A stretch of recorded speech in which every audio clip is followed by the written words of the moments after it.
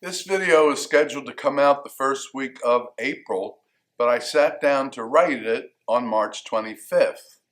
I knew what I was going to write about, but I was stunned to realize that the story I'm about to tell happened precisely on March 25th, 115 years ago to the day when I began writing.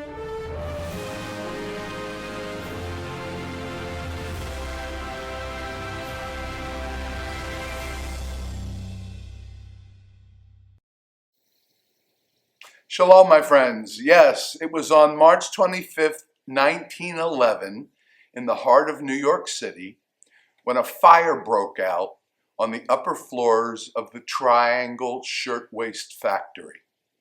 Within minutes, flames spread through piles of cloth and paper. Workers, who were mostly young female immigrants, ran for the exits, but most of the doors were locked from the outside. They were locked in. Fire escapes gave way. Ladders from the street could not reach the windows on the upper floors. In desperation, some leapt to their death from those windows, and by the time the fire was over, 146 people had died.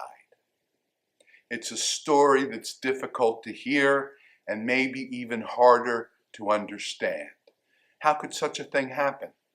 How could people go to work in the morning and never return home that evening because of unspeakable neglect and lack of concern for human life? Who locks workers inside a factory? How could it have happened in 20th century America? But happen it did. And thankfully, this tragedy did not vanish into silence. It sparked outrage. It awakened a consciousness. In its aftermath, reforms began to take shape. Laws to protect workers, standards for safety, and a recognition that every life bears dignity. The fire became a turning point, a moment when society was forced to reckon with what it had allowed. Lessons had to be learned that still have to be learned today. All around the globe, workers labor in unsafe conditions. Corners are still cut. Warnings still ignored. Profit can still be valued over people. But the story of that fire demands something of us. It asks whether we will notice where doors are still locked, especially from the outside. It asks whether we will speak when silence is easier. It asks whether we believe that every person, known or unknown, near or far, is worthy of protection and care. In Jewish tradition, we're reminded that to save a single life is to save an entire world. You sure don't look Jewish? 146 worlds were lost on that March day in 1911. But their memory can still shape the world we build now, because the fire is not merely a story of the past. It's much more than that. It's a warning and a call.